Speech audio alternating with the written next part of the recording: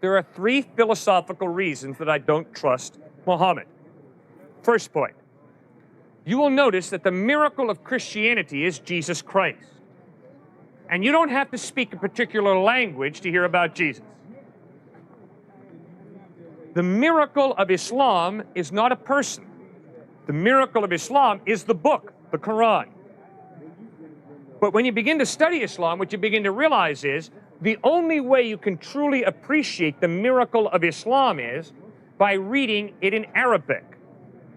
My philosophical problem with that is, why all of a sudden, when God reveals himself very wonderfully in an open way in Jesus, does he suddenly say, the only way to get my clearest revelation is by learning Arabic? That prophets were sent to all the nations in the world to spread the word of Islam. It says that in the Quran. And another thing, the Quran is not the word of Muhammad, it is the word of God. Thank you. It's the word of God, that's right. But it was written by Muhammad. It was not written by Muhammad. Who wrote it? Muhammad was illiterate. He didn't know how to write or read. Who wrote it? It was the word of God, it was divine word. You see? It's every single time. They're very consistent. I appreciate it. All right? It is the Word of God, and they're very passionate about it. I respect your passion. There's no way you can rationally have a conversation with that.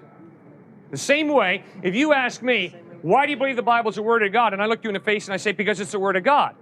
Rational discourse has broken down. All right, my second philosophical problem with Islam is, my Muslim friends inform me Matthew, Mark, Luke, and John are inaccurate. They're perverted gospels. In fact, it's been changed, they will say. Right, exactly. So then obviously the next question is, well, where are the unperverted ones? Unfortunately, my Muslim friends cannot produce the unperverted ones.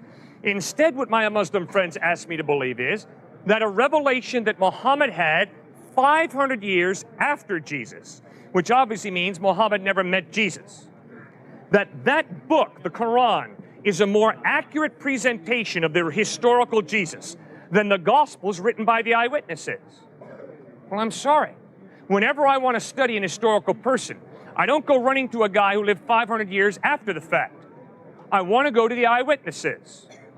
I'm not going to trust Martin Scorsese to be my primary source of information about Jesus. Martin Scorsese never met Jesus. Neither did Cecil B. DeMille.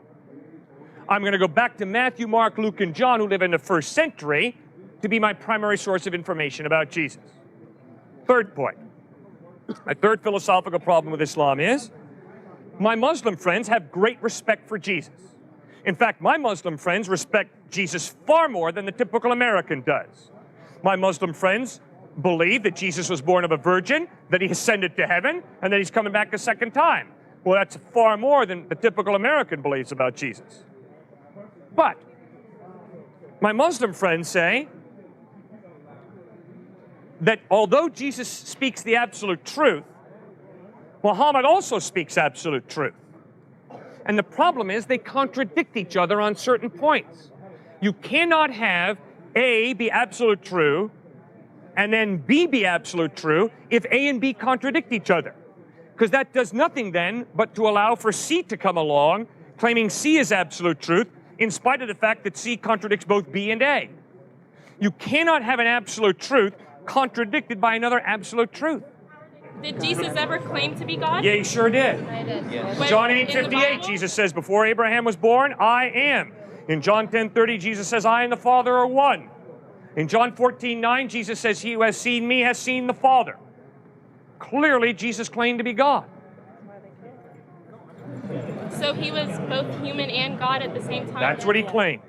Maybe he was a lunatic, but that's what he claimed. He wasn't a lunatic. He was a prophet. Well, he claimed to be God in human form, which means he's more than a prophet. He's God in human form. But what he claimed. God is something that's superior to human form, so it doesn't make sense for God to be human because he wouldn't necessarily be higher than the other. All right, first point is God is not something. The Bible insists that God is someone, a personal being. And it's totally possible for a personal being who's the creator to humble himself and become a human being.